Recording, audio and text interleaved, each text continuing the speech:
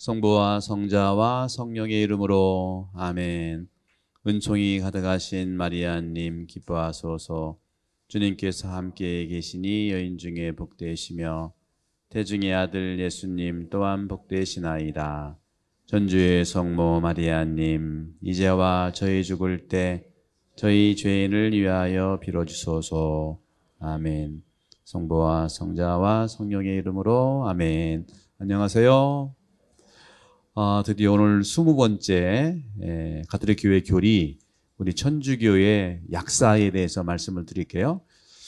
여러분들 우리 약사를 말씀드리기 전에 성당에 이렇게 오셨는데 성당에 오시면은 사람들이 많이 성당에 오면 너무 좋겠죠? 그렇죠? 많이 오고 소위 이제 성당 다녀서 세례받고 소위 이제 신앙생활 잘하면 좋은데 많이 여러 가지 이유로 소위 옛날에 냉담이라는 말을 했는데 성당에 사람들이 세례받고 끊임없이 나오는 비법이 뭐가 있을까요? 그 비법은 삶의 변화라고 생각합니다. 삶의 변화. 물론 성당이 많이 찾아오게 하는 방법 중에 단기적으로는 뭐 신문에도 광고하고 유튜브에도 내고 이런 것도 필요해요. 당연히 필요한데 더 중요한 것은 내가 얼마나 삶을 변화시키도록 노력하느냐 이런 건데 변화한다는 건 뭘까요? 성당 다니기 전에 평소에 좀 화를 냈던 사람이라면 성당 다닌 후에는 화가 줄었다. 이러면 대단한 어떤 기적 아니겠어요? 뭐 이런 거. 또 성당 다니기 전에는 조금 나만 생각했는데 성당 다닌 후에는 부인도 생각하고 또 이웃을 생각한다. 엄청난 변화잖아요. 그죠? 뭐 이런 거라든가.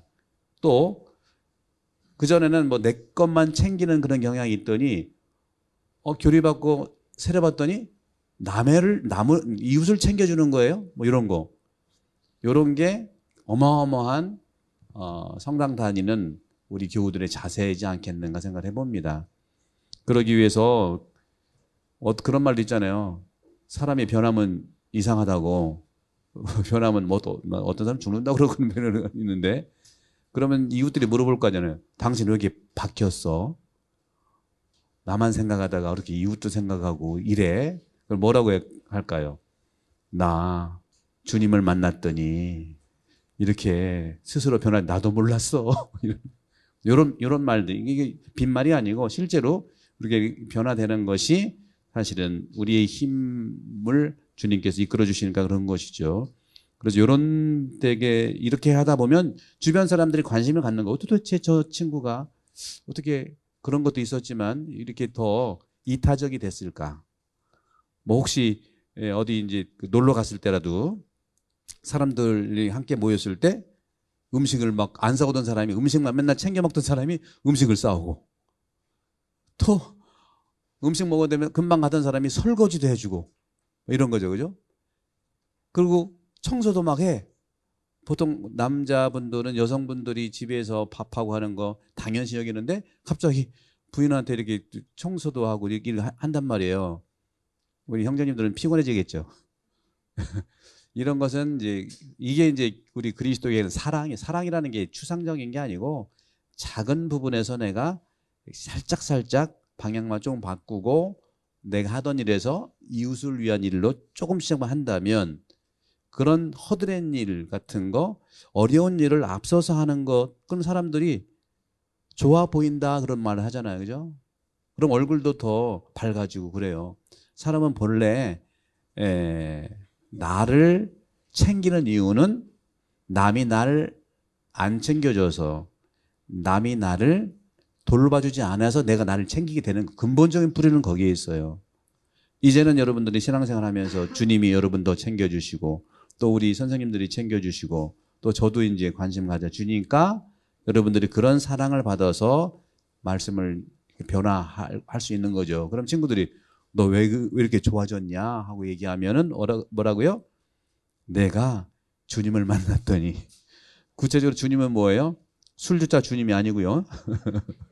그거는 주놈입니다. 주놈을 주님으로 착각하면 안 되죠. 말씀을 만났더니 그죠? 성당에서 사랑을 체험했더니 이렇게 나도 모르게 없던 것이 아니라 있던 것도 생긴 것 같다 하는 거죠.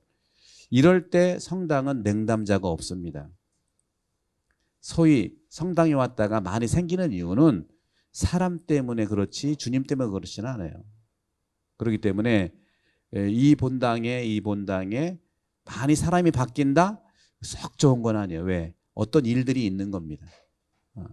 그리고 그런 점에서 우리 천주교회는요, 오늘 이제 역사에 대해서 한다는 얘기가 있지만 초기 천주교회 1970년도까지는요 세례받기가 참 어려웠습니다. 여러분들. 조목조목 한 사람 한 사람의 그런 참 착실한 신앙을 아주 친절하고 아주 깊이 있게 가르쳐서 세례를 줬어요. 이렇게 6개월 해서 세례를 못 받았어요. 그러면 천주교 왜 이렇게 확 급성장했냐? 특히 1970년대, 80년대 급성장해. 90년대까지. 왜? 우리 천주교인 저 신부라든가 우리 신자들이 잘해서가 아니에요.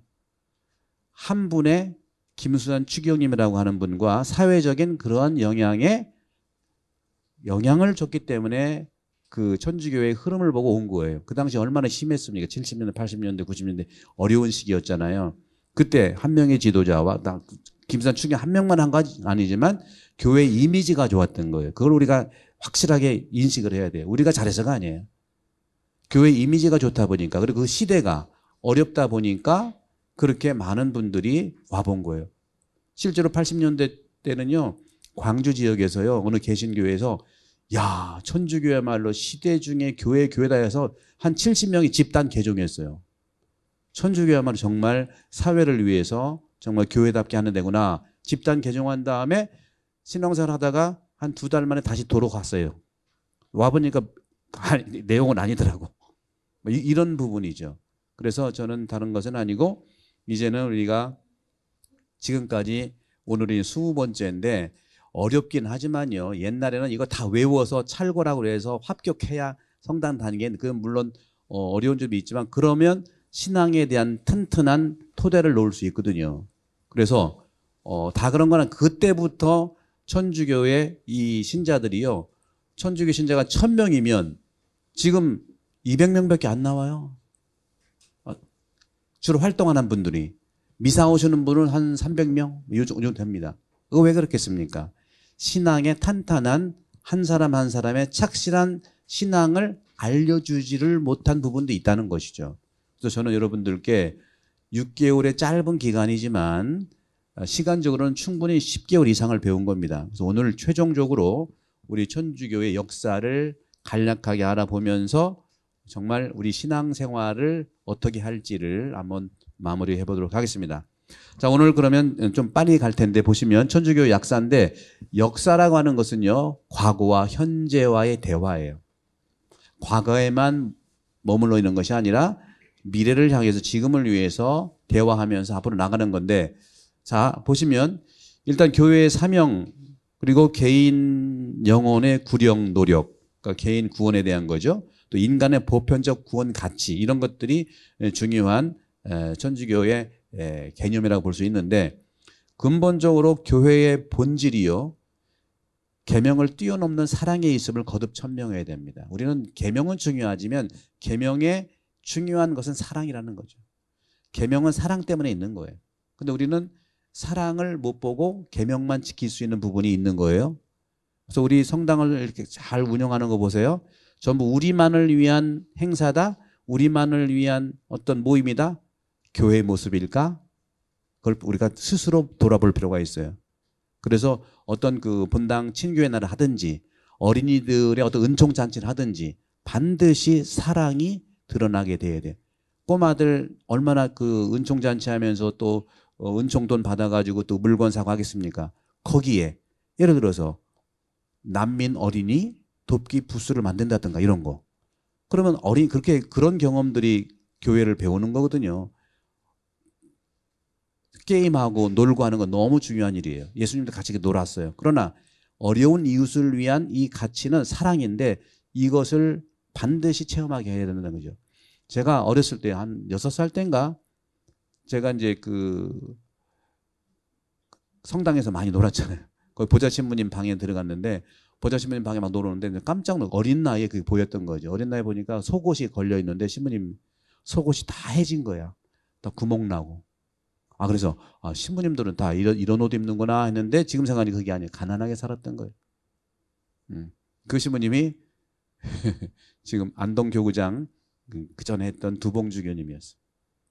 주교님은 좀 모르죠. 아니 그런 사실을 모르죠. 저는 그거 지금도 기억하고 있어요. 그 한 가지만 기억해도 중요한 사랑의 가치를 느끼고 사는 겁니다. 그런 점에서 오늘날 교회에서는 서구 문화, 그러니까 여러분들 그리스도교 신앙은 서구 문화다 이렇게 얘기할 수 있지만 물론 토대는 뒀지만 반드시 서구 문화가 그리스도 신앙과 일치된다는 것은 가설이에요. 그리고 그것이 허구라는 것은 분명히 우리가 인식할 수 있습니다. 아시잖아요. 그리스도교 신앙이 서구의 문화인데 왜 그러면 스페인이 가서 사람들을 많이 죽여요? 그건 아니죠.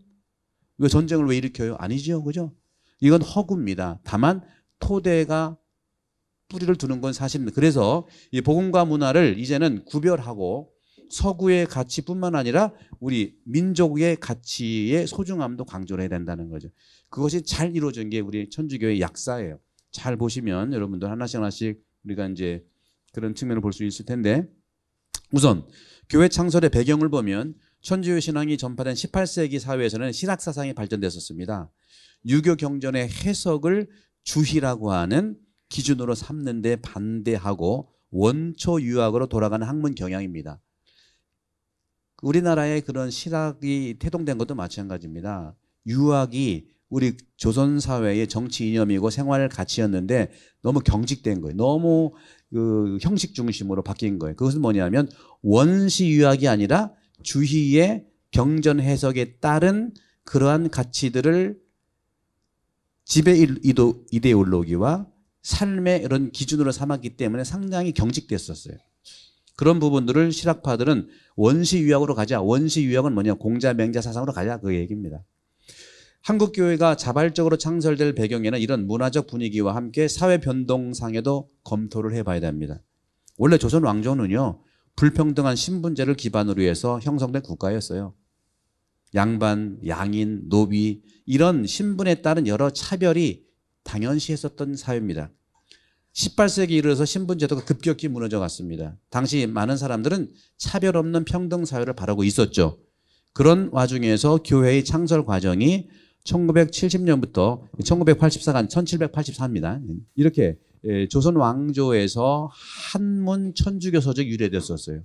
그 당시에는 중국의 그리스도교의 그 서적이 한문으로 많이 번역이 됐기 때문에 18세기 후반 천주교 신앙을 실천해 왔고 그런 시도가 나타났는데 홍유안이라고 하는 사람이 1770년 천주교 서적을 읽고 감동이 돼서 교리서에 있는 대로 날짜를 7일씩 계산해서 그때 우리는 7일이 아니었잖아요. 그죠? 음력이었으니까 7일씩 계산해서 7째 날을 주일로 삼아서 기도를 전념했었어요. 우리가 오늘 주일을 지키는 것처럼.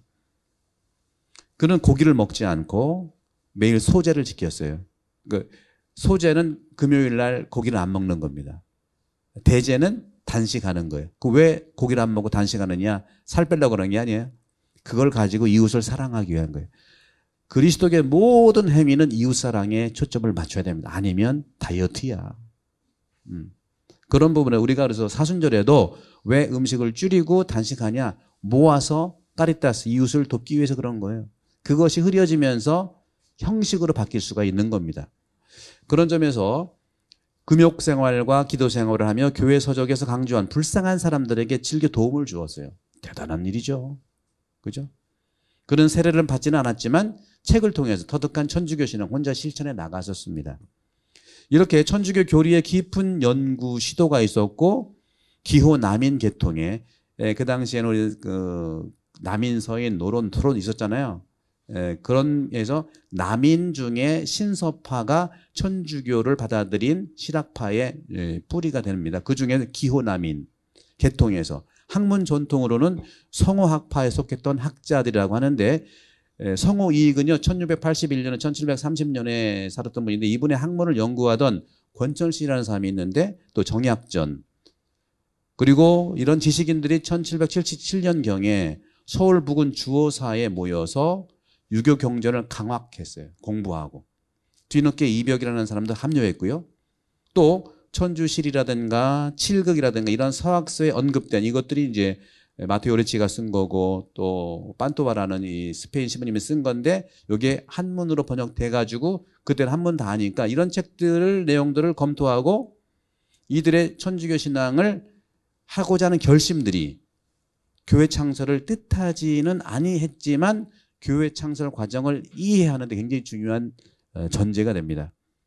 이벽의 동료가 이승훈인데 이승훈은 부연사의 일원으로 중국 북경에 가게 됐어요. 그 당시에는 이제 많이 중국으로 가서 여러 가지 이제 관계를 맺고 했었으니까 북경 가서 선교사를 만나서 교리를 배우고 한국 사람은 최초로 조선 사람 최초로 베드로라는 세례를 받고 베드로는 반석이니까 이 반석이 교회를 세우겠다 그런 의미가 있겠죠. 베드로라는 세례를 받고 천주교 책과 성물들을 가지고 귀국해서 그게 1783년 봄철이었는데 신앙을 실천하는 공동체 모임이 형성된 겁니다.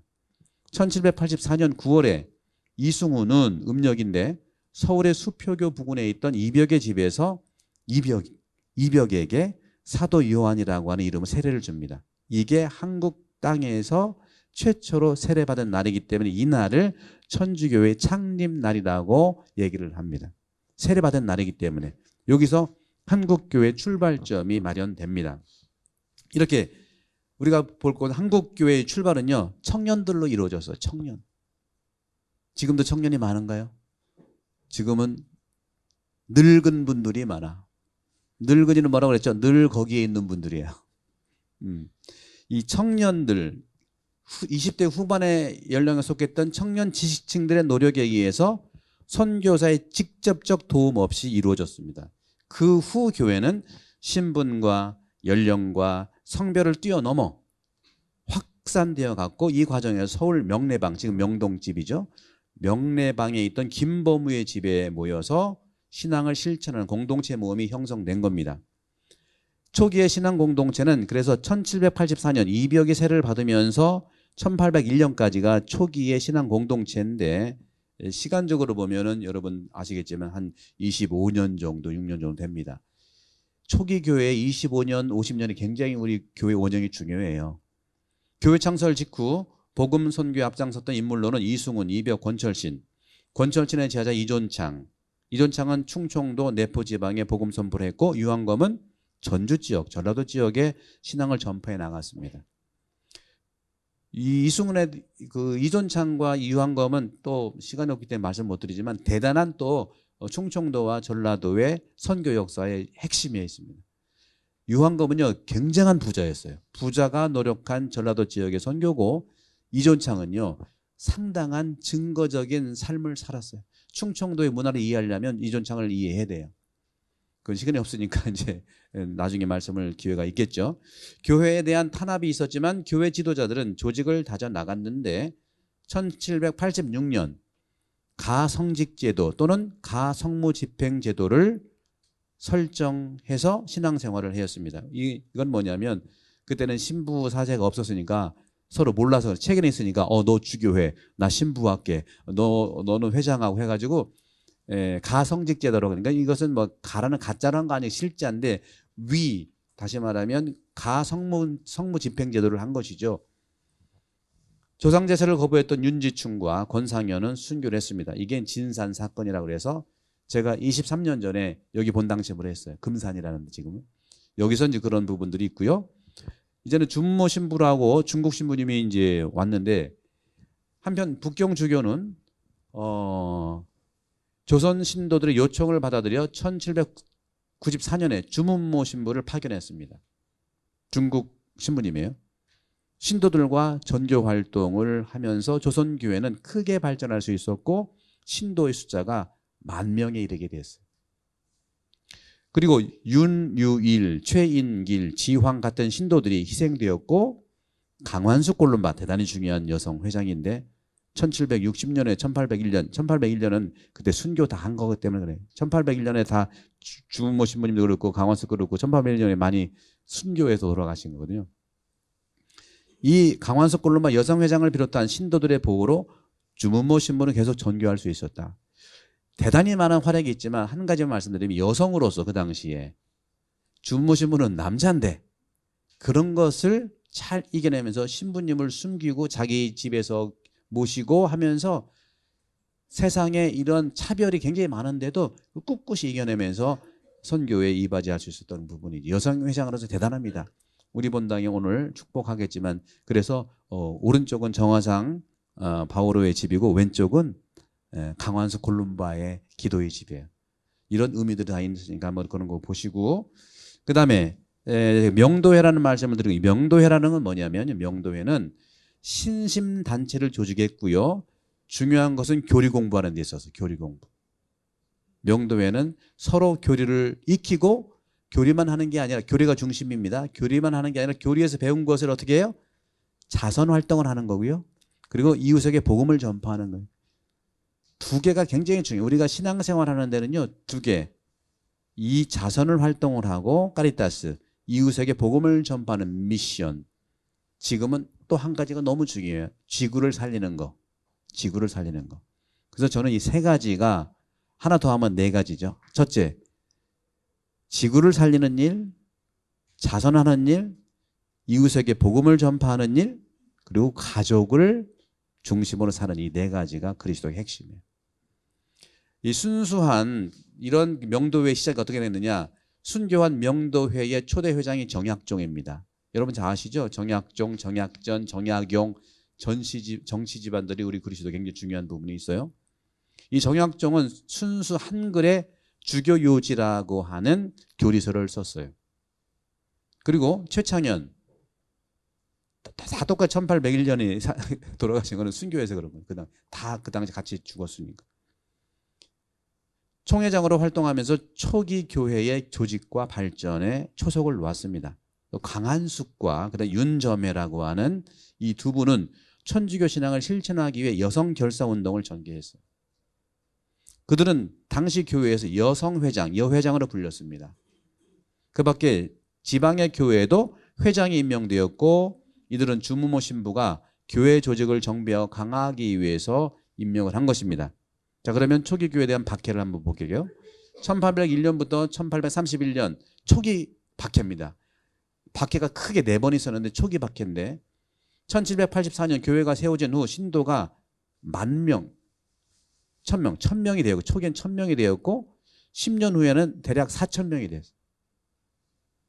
이렇게 신앙이 이제 신도수가 늘어가면서 주무모 신부가 입국해서 교세가 1800만 명이 된 거예요. 역시 사제가 있어야 그런 부분은 따블이 되는 것 같아요.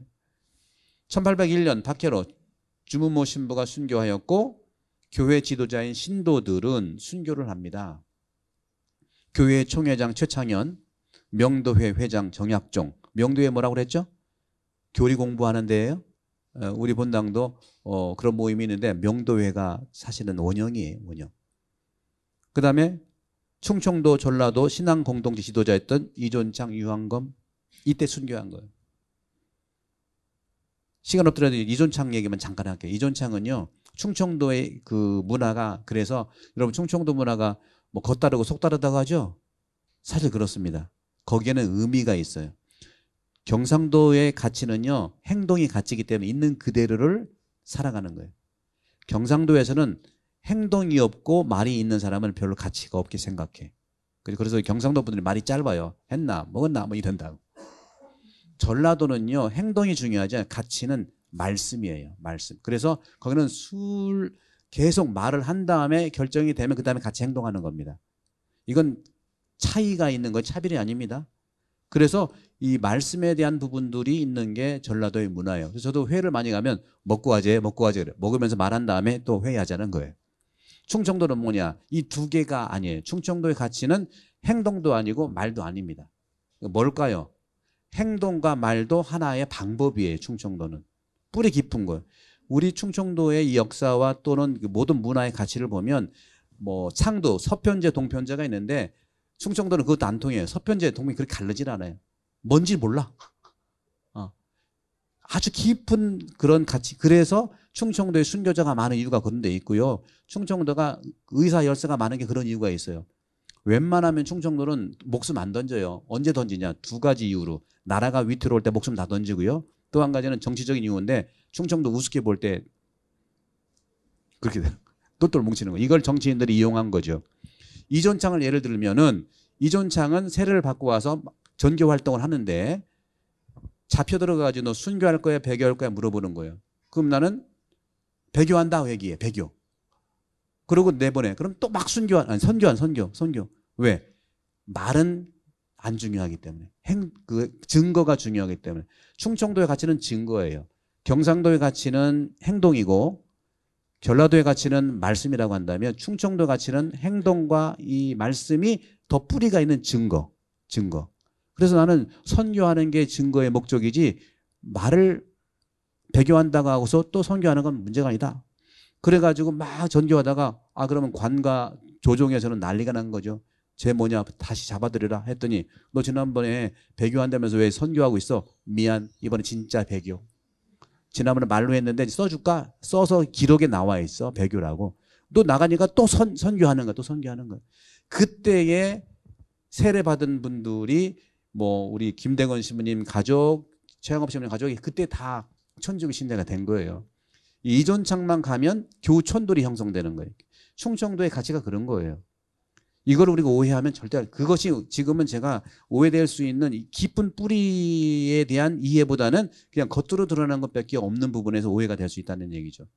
그런 점에서 그런 부분들을 이해하고 그리고 결국에는 잡혀가지고 세 번째에 너 알았어. 너 말도 다르고 행동도 다른데 말과 행동이 다른 건 뭐냐? 증거하기 위해서예요. 목숨을 던진 증거. 그래서 순교를 했습니다. 근데 지금도 성인도 하고 아무것도 아니에요. 그 전교됐던 뭐 우리 김대건 신부님이라는 다 성인인데 이분은 뿌리의 선교의 그 선교의 뿌리인데 지금도 그 성인 아무것도 왜? 우리의 방식은 일단 기록 문화고 말 문화이기 때문에 기록하지 않고 말이 된 거를 그걸 증거로 해요. 배교라는 썼기 때문에 안 되는 거예요. 이것이 우리 한계입니다. 다시 이제 이번에 또 이존창에 대한 그런 부분에서 우리가 이제 시복시성에 올리기는 해요. 이제는 문화가 우리가 깊어졌기 때문에 깊은 그런 문화 이해를 해야 됩니다. 내가 모르는 문화가 어마어마하게 많습니다. 보이는 것만 가지고 판단할 수 없어요. 그런 부분에서 우리가 뿌리 깊은 이분들의 삶을 볼 수가 있다는 것이죠. 간단하게 요것만 말씀을 드렸고 유한검도 대단합니다. 유한검은 전라도 땅에 이분 땅 안 밟고 안 지나간 사람이 없었어요. 그 모든 재산을 다 기부한 거예요. 그래서 전라도 지역의 유한검, 충청도 지역의 이존창 어마어마한 초대교회의 선교사들이고 신앙의 뿌리들이라는 말씀 드리고 싶어요. 그리고 강완숙, 이순희 등 여성 신도가 있었고 박해에서 배교 선언을 했던 이승훈도 마찬가지입니다. 배교라고 했지만 다 그런 식이에요. 여러분들 초기에 배교했던 분들은 우리 식대로 생각하면 안 됩니다. 초기에 50년의 천주교의 학자이면서 천주교 신앙을 받아들이는 분은요. 유교적 그리스도인들입니다. 이런 가치를 모르면 배교했네 그럴 수 없어요. 이승훈도 순교합니다. 그런 부분들에서. 이 밖에 배교 선언을 했던 이승훈, 김건순, 이희영 같은 인물에게 사형이 선고됩니다. 하지만 정약용도 잘 봐야 됩니다. 정약용도요. 신앙의 뿌리 깊은 천주교 신자입니다. 정약용을 비롯해서 배교를 선언했던 대부분의 신도들은 사형을 면하고 귀향을 떠나거나 즉시 방면되었습니다. 정약용의 그 책들을 그 귀향 가서 쓴 책 보세요. 목민심서, 그리스도 교를 바탕으로 한 부분이 많아요. 그다음에 박해 후에 교회 재건을 봅시다. 박해가 끝난 이후 신도들은 다시 교회 재건을 위해 노력했는데 교회 재건에 힘쓴 당시 신도들 중에는 순교자 정약종의 아들인 정하상 1795년에 1839년 등이 있습니다. 귀향살이 하던 정약용 이분도 1811년 이후 교회 재건운동에 참여하고 있었고 교회 재건운동을 꾸준히 하며 중국인 여향덕 신부를 맞아 조선에서 헌신적인 선교를 했습니다. 저도 정약용 연구를 했는데 정약용 연구의 사상이요. 그리스도교의 맥락하고 많이 비슷합니다. 성령노적인 가치. 정약용이 얘기한 그런 가치 중에 하나만 신독이란 말이니 신독이 뭐냐. 신독은요. 내가 사람들 앞에 있든 내가 홀로 있든 하느님 앞에 있는 것처럼 나는 있는 그대로 투명해야 된다. 솔직해야 된다는 거예요.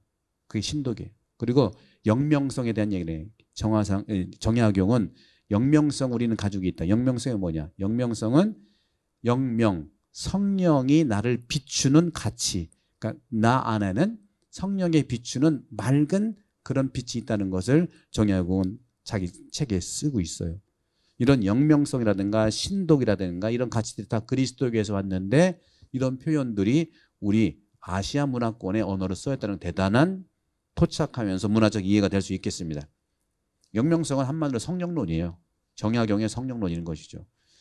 자, 이제는 조선교구의 설정을 보면 1831년 그동안 북경교구 간할권이었는데 1831년 조선교구 설정이 됩니다. 파리 외방 전교회 소속인 선교사 부르기에르 주교님은 제1대 교구장이 되었어요. 임명을 받았습니다. 따라 조선의 새로운 사목지를 눈앞에 두고 조선도 못 들어오고 교구장으로 임명됐는데 중국 땅에서 병을 얻어서 돌아가셨어요. 1839년 다시 박해를 일으켜서 앵베르 주교를 비롯한 3명의 프랑스 선교사들은 체표대에서 처형됐어요. 조선에 들어온 파리 외방 전교회 선교사들은 조선인 성직자를 양성하기 위해서 그때 김대건, 최영업 등을 신학생으로 선발해서 중국의 마카오에 신학 공부를 하게 보냈습니다. 그때 나이를 보세요. 1821년생 최영업, 김대건 똑같은 해에 동갑이에요. 그리고 동갑인 최영업, 김대건 신부는 46년도에 그 젊은 나이에 순교했고 최영업 신부님은 한 그 이후로 한 20년 동안 사목하다가 세상을 떠났어요. 피의 순교자, 땀의 순교자. 지금도 최영업 신부님은 성인은 아닙니다. 그러나 땀의 순교자로서의 그런 시복시성에 우리가 기도를 하고 있습니다. 신도들의 신앙생활. 그런 점에서는 김대건 신부님은 베드로고요. 최영업 신부님은 바오로예요. 우리나라에 그런 부분들이 있는 거죠. 신도들의 이 신앙생활을 보면 교회 창설 직후부터 조정에서는 천주교 신앙을 금지했습니다. 따라서 신도들은 조정의 탄압을 각오하면서도 자신의 신앙을 실천해 나갔고 신심생활을 계속해 나갔어요. 그런데 신앙생활의 원천이 되었던 것은 교회 서적에 대한 독서였어요. 독서가 참 중요합니다. 여러분들 어차피 신앙생활에는 스스로 일어서는 게 중요하고 대부대모님들은 약간의 도움이에요. 그리고 여러분들이 저를 통해서 도움을 물론 받겠지만 학교에서도 선생님이 학생들의 안에 있는 능력들을 이렇게 밖으로 인도하는 능력, 그것이 교육이잖아요. 어차피 그런 점에 여러분 하나씩 여러분들이 독서하면서 일어나가는 것이죠. 민중들을 위해 한글로 교리서를 번역해 나갔어요. 그래서 한국 천주교는요, 초기에는 지식인들이 시작한 천주교였는데 그답 민중의 종교로 확 바뀝니다. 그 핵심이 뭐냐면 번역서에서 책을 많이 번역했기 때문에 엄청난 번역책들이 있어서 그 번역책을 보고 신앙생활을 한 겁니다. 교리서의 번역에서 가장 앞섰던 인물들이 최창현이 아까 회장님 있었죠? 최창현. 중인 출신인 그 최창현은 일반 신도들이 어려운 한문 교리서는 읽을 수 없음을 파악하고 한문 교리서를 한글로 번역하는 작업에 착수합니다. 저도 이런 걸 봤기 때문에 저도 책을 많이 쓰는 이유가 그거 있습니다. 저 어려운 책도 있고 쉬운 책도 있어요. 어려운 거는 어려운 대로 우리가 노력을 해야 되고 쉬운 거는 쉬운 거대로 맞아들이면 되는 것이죠. 한국 초기 신도들의 신앙생활을 보면은 당시 신도들 사이에서 널리 읽히고 있었던 책으로는 성경직 광해. 그러니까 초기 이때는요, 성경에 대한 거, 교부에 대한 거, 그 다음에 기도에 대한 거, 이 세 가지가 주종을 이뤄요. 성경직 광해, 성경직 광익. 이 서적에는 매 주일과 주요 축일 때 읽는 성경이 간추려져 있어요. 여기에 부분적으로 발췌되어 수록된 성경이 사복음서의 3분의 1 정도 됐기 때문에 성경을 거의 신약성 읽을 수 있었습니다. 또한 당시 교회에서는 성교일과 천주 성교공과 기도책들이죠. 이것이 번역되어서 신도들에게 실제로 기도하는 데 중요한 역할을 했다는 것이죠. 기도는 신도들에게 중요한 일과 중에 하나예요. 영적 활동을 뜻하는 것이죠. 우리는 기도를 정말 우리의 그 음식처럼 생각을 하고 해야 되는데 저는 여러분께 약속을 하는 것처럼 제가 여기 있는 동안에 기도를 많이 여러분과 함께하고 알려드릴게요. 기도는 배워야 되는 거예요. 나름대로 했다가는 나름대로밖에 안 됩니다. 여러분 안 보이는 여러분 직업과 직장도 체계적으로 얼마나 노력해 지금까지 왔습니까? 안 보이는 신앙은 더 체계적이어야 됩니다. 더 수련을 받아야 되는 거예요. 안 보인다고 안 보이는 것처럼 진짜 안 보여요. 이것이 우리가 하나씩 하나씩 가야 할 길이고, 그래서 저는 강원석 골룸바 기도의 집을 한 것도 명명을 해서 기도의 집. 거기서는 모든 기도를 배울 수 있는 곳을 하겠다는 것이죠. 피정도 하고 기도도 하고 영적 상담도 하고 필요하면 여러분들 필요한 어떤 그 영적인 안내도 해드리고 그런 것이죠. 영적인 모든 기도에 대한 건 그쪽에서 다 하겠다는 것이죠. 우리 본당은 굉장히 넓은 곳이지만 기도 배울 것이 정말 필요합니다. 그런 점에서 그들은 매일 아침 저녁에 기도를 드리도록 가르쳤고 교회 창설 초기부터 삼종경, 묵주기도까지 바쳤습니다. 한국천주교회의 초기 신도들의 신앙생활을 보면은 그들은 천주 10개를 기도처럼 외웠어요. 10개면 여러분 10개면 배우셨죠? 그 기도문처럼 외우는 거예요. 이런 하나이신 하나님의 음성 아래 쭉 하는. 그리고 매일매일 자신의 생활을 점검해 나가서 이것이 이제 성찰이에요. 성찰. 그 아침 저녁 기도 끝기도 하면서 나를 하루 동안을 성찰해 나가는 거예요. 간단한 예를 들면 아침에 일어나서는 저녁이 좋아. 저녁 기도할 때는 하루에 내가 생활했던 생각과 말과 행동, 사건과 사람, 생각과 말과 행동, 사건과 사람, 이 부분에 대해서 바라보세요. 판단하지 말고 내가 생각 잘못했네. 난 친구를 미워해. 절대 그러지 마세요. 본래 그렇지 안 그렇습니까? 우리 너무 바라보기 전에 판단을 많이 하기 때문에 오늘 나를 볼 수가 없어요. 내가 누굽니까? 미워한 것이 나라면 미워하는 게 내가 아니고 진짜 나는 미워하는 나를 바라보는 그 나가 나예요.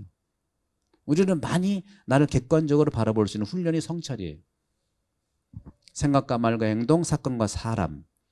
하루 아침부터 밤늦게까지 만난 이 5가지를 여러분 잘 바라보시고 바라보면 알게 되어 있어요. 본다는 것이 굉장히 중요하죠. 이것이 관상기도의 시작이기도 합니다. 그래서 그렇게 여러분들을 좀 해보시면서 이것이 초기교를 했다는 거예요. 자기 생활을 점검해 나갔다. 점검하지 않는 자동차 사고 나죠. 점검하지 않는 나의 삶, 일이 일어나면 크게 다칠 수 있잖아요. 그죠? 미리미리 하는 거니까. 한국 초기 교회 신도들의 이러한 기도 생활은 성사의 은총을 받기에 어려웠습니다. 왜? 성직자가 많이 없었기 때문에.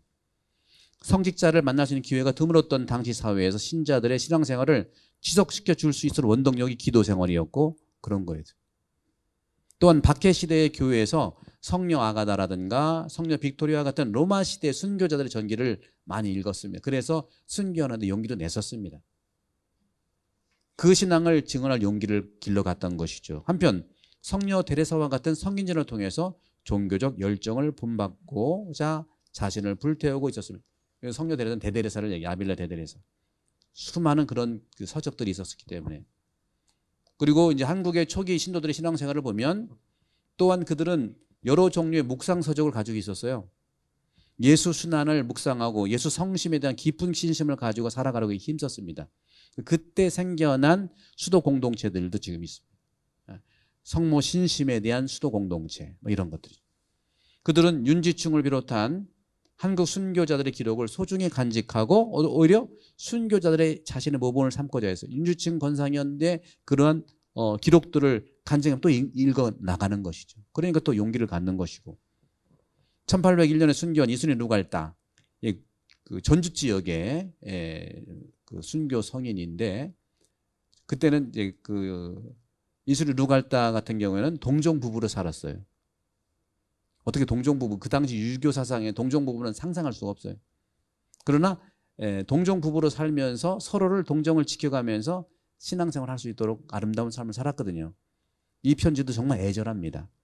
이순이 루갈다의 애절한 편지를 필사해서 서로 돌려보기도 했어요. 이처럼 한국 초기 교회의 신도들은 성모신심, 예수성심, 순교자신심 등을 특별히 가지고 있었습니다. 이러한 신심은 박해의 고통을 이기게 해서 죽음의 두려움을 극복하고 순교자가 될 수 있는 용기를 주었다고 해도 과언이 아닙니다. 한편 박해 시대의 신자들은요, 조선이 가지고 있던 정신문화의 유산과 자신의 신앙을 조화롭게 해석할 수 있었습니다. 다시 말하면 당시 사회에서 가장 존중되던 가치가 추녀였는데 이를 실천하기 위해서 사육신이나 심청이처럼 죽을 수도 있음을 강조해 왔어요. 이 추녀는 유교적인 것뿐만 아니라 불교적이고 무교적인 가치까지 포함합니다. 박해 시대의 신도들이 미사에 참여한다는 것은 특별한 은혜에 속하는 일이었죠. 당시 순교자들 중에는 한 번도 미사에 참석할 수 없었던 사람도 있었어요. 여러분들은 매일 할 수 있잖아요. 그죠? 그들은 보통 신도들이 베푼 세례를 받고 동료 교우들의 격려를 받으면서 신앙생활을 시작했죠. 하지만 그들은 축일과 대축일 또 그때 신도들이 공동으로 바치는 공소예절 같은 전례생활에 참여했고 박해 시대의 교우들이 한데 모여 기도를 바친다는 것은 매우 위험천만한 일이었고 경우에 따라 죽음을 각오까지 해야 됐었습니다. 한국 천주교의 초기 신도들의 신앙생활을 계속 보면은 하지만 주일과 축일이면 신도들은 공동의 집회를 비밀리에 열었습니다. 참여해서 신도들의 숫자를 해가 갈수록 거듭에 증가해 갔어요. 한국 초기 교회의 신도들은 주일과 대축일뿐만 아니라 일반 축일도 수시로 모여서 공동 기도를 드렸다. 이러한 집회에 참여하지 못한 신도들은 보통 우리가 주일 미사 못하면 대송이라면 이때 생긴 거예요. 대송으로 성로신경은 십자가, 지난번에 십자가일 했죠. 성로신공이 십자가의 길 기도고 주님의 기도 66번을 하고 또는 성모성 99번을 바쳤고 이것이 이제 많다 보니까 33번까지 내려왔어요. 다 깎아서 33번까지 요즘엔 33번 하라는 전통이 여기서 나온 건데 이처럼 박해 시대 신도들은 기도 중심의 신앙생활을 했습니다. 그들은 현세의 가치를 거부하고 내세에 대한 간절한 소망을 가지고 있었기 때문입니다. 박해 시대의 신도들은 자신의 신앙생활을 유지하기 위해 서로 모여 살며 교우촌을 형성했어요. 우리 호주에 여기서도 처음에 이민로서 교우촌 형성한 것이 이곳이기 때문에 처음에는 뭐 어디 애쉬필드인가 이쪽 오시다가 여기서 하다가 이렇게 교우촌 그런 형성들이 전통을 이어받은 것이죠. 따라서 자신의 신앙생활을 유지하기 위해서 도왔고 충청도 배론, 전라도 차돌배기, 경상도 산나무골 이런 데가 신도들 교우촌인데 대표적인 장소였죠. 신도들은 박해를 피해 자유롭게 신앙생활을 실천하기 깊은 산속으로 들어가서 화전을 일구거나 또 옹기를 구움으로써 생활해 나가요. 그래서 화전민, 옹기장에는 천주교 신자들이에요. 그들은 생활은 매우 구차했지만 신앙을 실천하는 기쁨을 누리고 있었습니다. 하지만 모든 신도들이 다 교우촌에 살았던 것은 아니고 일부는 서울을 비롯한 도시에 살면서 은밀히 신앙 실천을 해왔습니다. 이제 신앙과 사회의식을 보겠습니다. 초기 교회 창설 초기부터 신도들은 인간관을 새롭게 규정해서 읽어갔습니다. 그들은 모든 인간이 하느님의 모생에 따라 태어난 존귀한 존재라는 가르침에 감격했어요. 한 번도 그런 얘기를 해본 적이 없어요. 그 당시에는 너무 신분 차이가 있었잖아요. 그들은 인간의 마음에 하느님이 부여해 준 마음법, 양심법의 소중함을 알게 되었다는 것이죠. 모든 사람들은 사람된 위, 즉 인격을 가지고 있는 존재임을 확인했습니다. 신도들의 신앙 공동체에는 양반도 중인도 없었어요. 양인이나 노비나 백정들도 양반과 함께 서로 신앙의 벗, 교우, 그래서 교우인 거예요. 그래서 우리가 교우가 중요해요. 교우. 그래서 형제님, 자매님 하는 것도 교우 때문에 친구라는 것이죠. 그렇게 부르면 평등하게 지냈습니다. 남성, 여성, 남편, 여편, 상하 수직 관계가 아닌 수평적 친교 관계임을 알았고 서로가 인간으로 존중되어야 함을 강조되었다. 하지만 내려오면서 우리는 겉으로는 법적으로는 아니지만 또 내용적으로는 얼마나 또 위계 질서가 있습니까? 잘 사는 사람, 못 사는 사람, 어디 회장이었던 사람, 어떤 사람 그런 부분에서는 우리가 또 이런 부분을 볼 필요가 있겠죠. 자, 신앙과 사회 계식 보면은 1790년도에 영세 입교한 백정 출신 황일강이 있어요. 저기 그 보령 지역에 지금은 대전 보령 지역에 황일강이 백정인데 백정이 뭔지 아시죠? 예, 소 잡는 사람이에요. 예. 이 백정 황일광은 영세 입교한 후에 자신이 교도로부터 받은 평등한 데에 감격했어요. 백정, 무식한 백정이라고 하지만 최고의 신학자 같은 말을 했어요. 나는 이곳에 살고 있지만 두 개의 천국을 살고 있다. 이런 신학자, 이체바당 공의에서나 얘기하는 그런 얘기를 했어요. 그 두 개의 천국이 뭐냐? 지금 내가 사는 게 천국이고 또 하나 천국은 내가 죽어서 살 천국이다. 이게 이체바당 공의의 핵심 가치예요. 무식한 사람이 어떻게 알겠습니까? 이거는 사랑을 통해서 알게 됐던 거예요. 그래서 그는 자신이 지상천국에 살고 있다고 고백하면서도 또 한편은 양반, 내포지방의 양반, 유급명 양반인데 이 양반은 정말 대단한 게 이 양반은요 천주교 신도들의 천주 인간평등을 가르치는 걸 보고 복음서에 보면은 그 어떻게 영생을 구하겠습니까? 했더니까 다 가진 거 팔아가지고 이웃에 나눠주라고 그랬잖아요. 그리고 날 따라라고 했죠. 그 영생을 얻는다고. 그것을 깊이 묵상해가지고 깊이 묵상해서 안토니오 성인의 나 모든 걸 버리고 사막으로 수도 생활한 이런 거 감명받아가지고 제가 양반이었는데 그때 노비 다 풀어줬어요. 가만히 봤더니 내 재산이 뭐가 가장 재산인가 하고 기도를 해봤더니 재산 중에 재산은 노비였어요. 노비를 다 풀어줬어요. 그때가 여러분 링컨이 1862년도에 노예 해방을 했거든요. 50년 앞서서 유급농을 실천한 거예요. 1700년도에 했으니까. 그리고 조선사회에서 정식으로 산노비, 공노비가 해방된 게 언제냐면 갑오경장 1783년 이후 한불수호적약 그때에 1890, 19세기 말에 조선의 그 노비가 해방되는데 유급명은 100년을 땡겨가지고 살았다니까 그렇게. 그리스도를 만나면 이렇게 변화가 된다. 초기에 말씀드렸죠. 어떻게 변했냐? 주님을 만났기 때문에. 여러분 주님 만나는 게 제일 중요합니다. 다른 거에 여러분 중심을 두지 말고 주님 만나는 거에 중심을 둬보면 여러분 행복하고 정말 천국을 사는 것이라고 볼 수 있겠습니다. 그래서 여기 나온 것처럼 인간평등을 배워서 영세 직후 자신이 거느리는 노비들을 해방시켜 주기까지 했습니다. 우리나라의 산노비 해방이 1894년 갑오경장 때이니 이보다 유급명은 100년에 앞서 실행했습니다. 천주교 신앙은 종교적 복음임을 동시에 사회적 복음임을 인식했다. 사회적 복음이라는 거죠. 1852년 이래 성령회를 조직하여 고아들을 위탁 양육시키고 있었다. 요즘에 뭐 전문적 사회복지잖아요. 성령회는 뭐냐? 고아들. 초기 교회 때부터 고아, 과부, 대단한 이웃사랑의 주인공들입니다. 그들은 자선을 중요시함을 터득하고 조건 없는 사랑의 실천자였다는 것이죠.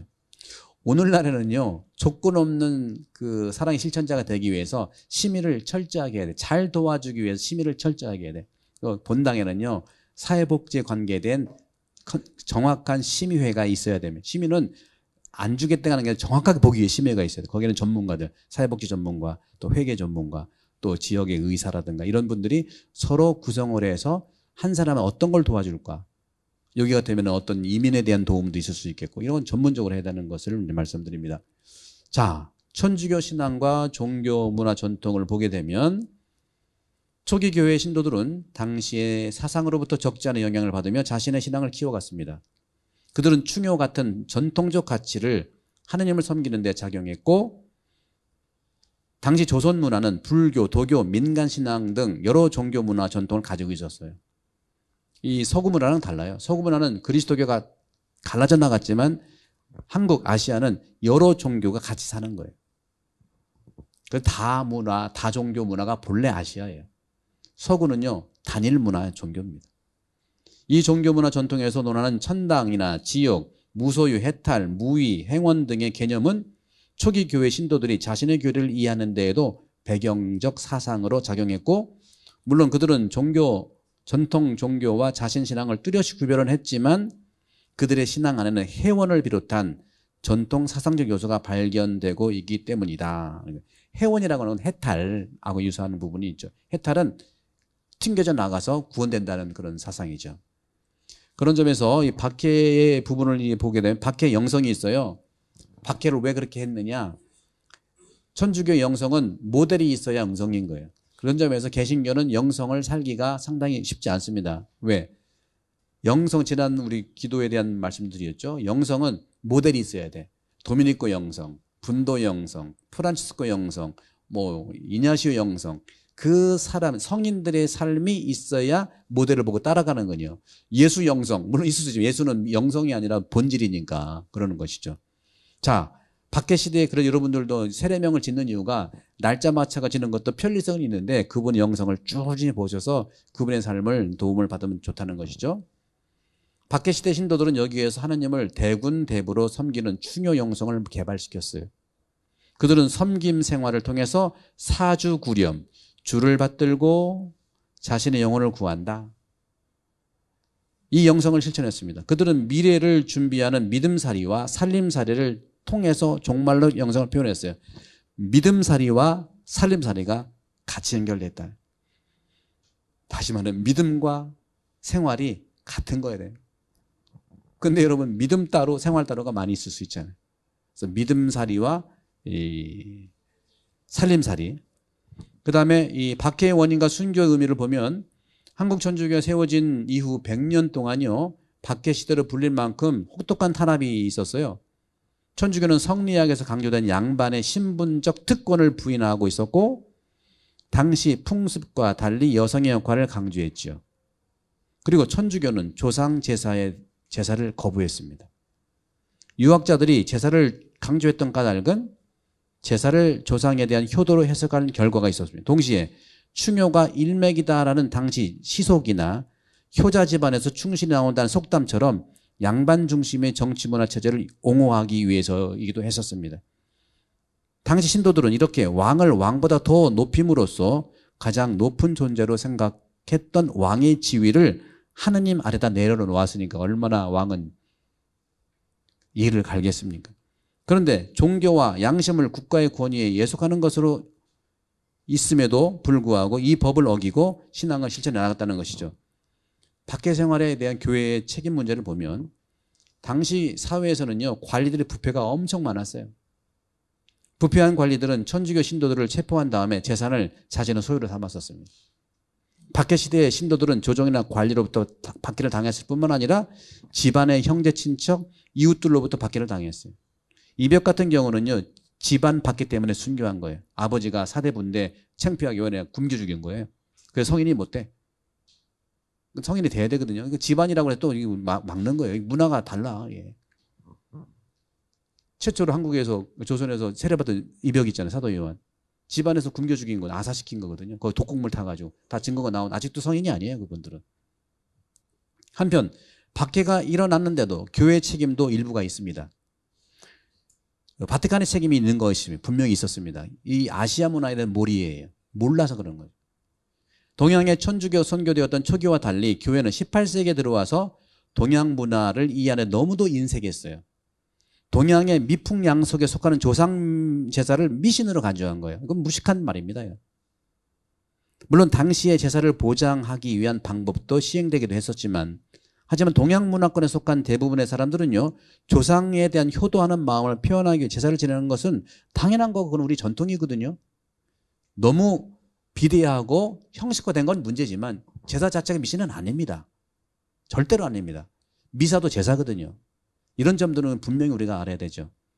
그래서 그 당시에 포도청에 등록된 순교자들을 보면 정부 당국은 천주교 신앙 행위를 범죄로 규정했고 100여 년에 걸쳐서 간헐적으로 진행했던 박해에서 몇 명의 신도들이 체포되었고 얼마나 많은 신도들이 자기 신앙을 유지하는지 자세히 알 수가 없습니다. 하지만 1866년 발생한 수년 동안의 이 박해 과정에서 서울의 좌우 포도청에 체포되던 신도들의 기록을 분석해 보면 단서를 알 수가 있는데, 당시 포도청 기록 등록에 전국에서 체포 압송해온 408명의 신도의 기록이 남아있는데 취조 과정에서 시정일관 자신의 신앙을 관철했던 신자가 35%예요.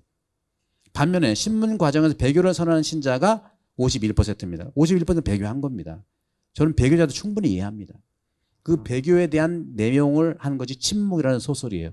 침묵은 일본 박해 때 엔도 슈샤쿠라는 대단한 카톨릭 학자가, 소설가가 쓴 책입니다. 그런 부분은 또 말씀드리도록 하겠습니다. 이렇게 순교와 배교 여부가 미상인 기록도 많아요. 하지만 이 기록에 입각해 생각해 볼 때 적지 않은 사람들이 죽음을 각오하고 자신의 신앙을 증오해 왔습니다. 이 신앙 고백을 통해서 죽음을 당한 신도들을 우리는 순교자라고 합니다. 그럼 순교의 의미가 뭐냐? 광의의 개념으로는 증거하는 겁니다. 협의의 의미로는 실제로 죽음을 당하는 거예요.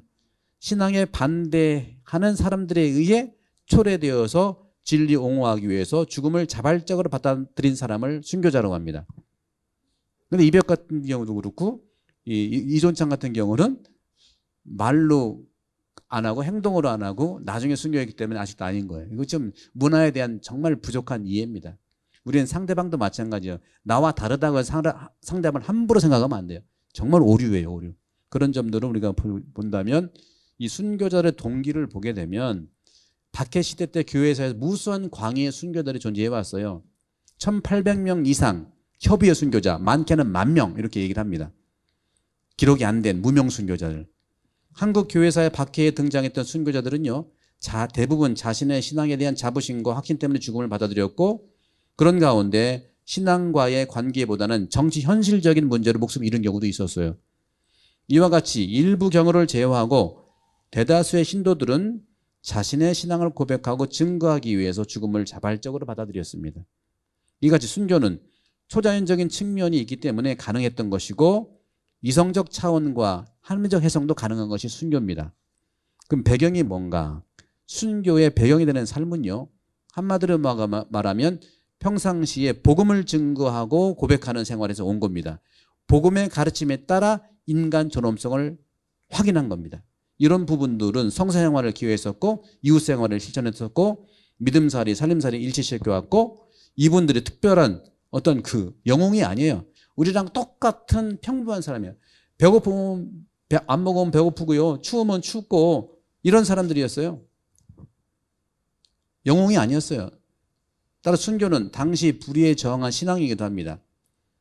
순교자들의 신앙 실천과 순교가 자의식 여부와 관계없이 당시 사상과 체제에 대한 도전이기도 했습니다. 기존 질서에 대한 어떤 저항이기도 하죠. 조선 왕조가 자행했던 전근대적 사상 통제와 신분제 사회 질서에 대한 저항이었다고 볼 수 있겠습니다. 그런 점에서 신분제 질서에 매몰됐던 개인의 존엄성 가치에 대한 발견이기도 했습니다. 그러면 순교자의 죽음의 의미는 뭐냐? 순교자는요, 죽음은 우리 역사의 발전 과정에서 출현했던 사상과 양심의 자유에 대한 갈망의 결과였다. 인간은 그런 갈망을 하지 않습니까?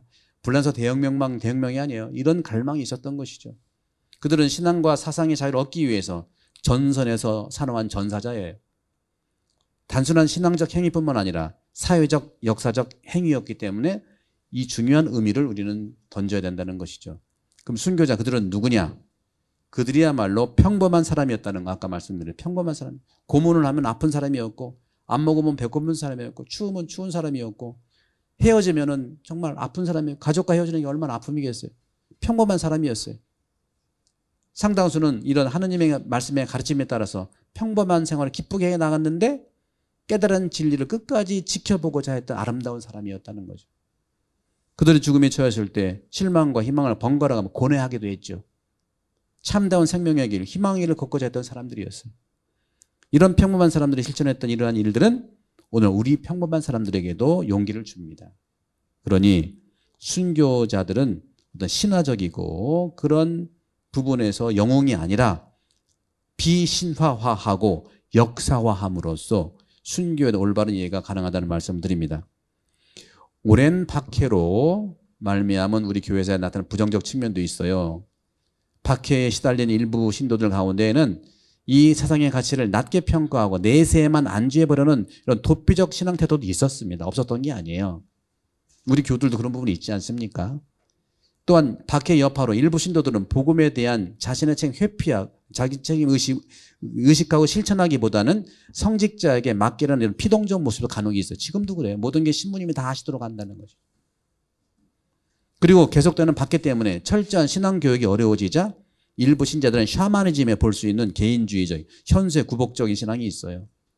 우리도 지금 현재 많이 남아있습니다. 그런 예들 저도 많이 보여요. 여기서도요. 성당 안에서는 엄청 봉사하고 기도하는데 밖에서는 별로 안 하는 부분도 있거든요. 성당 문을 사이로 들어가서는 열심히, 나와서는 좀 덜 열심히 이런 것도 있어요. 예. 하나님께는 어떻게 잘 복받으려고 하는데 이웃과는 조금 거리가 있는 거, 이런 부분들이 우리가 그때도 있었다는 것을 말씀드리면서 이러한 경향은 천주교 신앙이 민중 종교의 일환으로 전개가 되는 과정에서 직면하게 된 부정적 현상입니다. 성경도요, 하느님에 대한 부정적 모습이 다 아니거든요. 습합 과정에서 그 지역신과 만나면서 그 지역신의 모습이 약간 들어온 거예요. 하느님 모습이 아닌 모습이 성경에 있잖아요. 그거는 지역신에서 습합 과정에 들어온 부분입니다. 전체 흐름에서 하느님을 봐야 되거든요. 이렇게 양반 지식인이 탈락하고 민중들이 교회 중심을 이룬 박해 시대에 드러난 이 같은 문제들이 한국 교회사의 주를 이룬 것은 결코 우연이 아니라는 거죠. 지금도 남아있다는 것입니다. 그러면 마지막으로 오늘날 신앙의 자세는 어떤 것일까? 이런 문제는요, 신앙의 자유를 얻은 다음에 계속 남아있습니다. 여러분들 성당 오시면 그런 부분들이 많이 있을 거예요. 샤머니즘 같은 게 있어요. 그러나 그렇기 때문에 우리 교회는 이 병폐를 극복하기 위해 오늘에도 계속 노력해 나가는 것은 뭐냐? 예수를 만나라는 겁니다. 예수님 없는 교회 잘못될 수 있어요. 기준은 예수님입니다. 복음서에 있잖아요. 우리는 하느님의 백성이며 구원의 성사인 교회의 일원입니다. 우리는 하느님 나라를 완성해 가는 길을 걷는 지상의 순례자로서 항상 겸허하게 예수님처럼 자신을 돌보고 그침없이 반성해 나가는 것. 주님을 중심으로 해서 겸손과 성찰, 반성, 이것이 신앙인의 자세입니다. 거기에 반대인 교만과 자기중심, 셀피시는 예수의 적이에요. 안티크라이스트가 그겁니다. 그런 점에서 우리는 자신을 반성하기 위해서 신앙 선조들이 보여주었던 행동을 계속 검토해 나가야 된다는 말씀을 드리면서 이게 1부에 지나지 않아요. 2부, 3부가 또 있는 건 여러분 세례받은 다음에 또 자세하게 말씀을 좀 드리도록 할게요. 2부 같은 경우는 이제 교회의 1876년부터 45년 상당히 많은 그런 부분들이 있어요. 또 3부는 한국교회 천주교 오늘날까지 있는데 이런 부분들은 초기 일부만 말씀드린 거고, 그럼 여러분들 그 성당에 오시면서 봤던 것들 중에 보면 신부님들이 상당히 권위적인 모습을 좀 보실 수 있을 겁니다. 근데 앞으로는 그런 모습들을 좀 이해하시고 그 뿌리가 어디서 왔나 하는 것은 이 교회사를 만나보면 좀 이해가 되는 부분들이 있어요. 그래서 종교 자유가 허락된 한불수호조약 이후로 우리가 이제 종교 자유가 이뤘거든요. 그 이후로 서양 선교사들이 많이 왔어요. 서양 선교사들. 거기서부터 우리 어려움이 시작됐습니다. 그런 정도, 요 정도만 말씀드리고, 그럼에도 불구하고 예수님을 만나시라는 말씀 드리면서 여러분 또 20원까지 여러분 강의 감사드리고 세례를 진심으로 축하드립니다. 성부와 성자와 성령의 이름으로 아멘. 영광이 성부와 성자와 성령께, 성부와 성자와 성령의 이름으로 아멘. 감사합니다.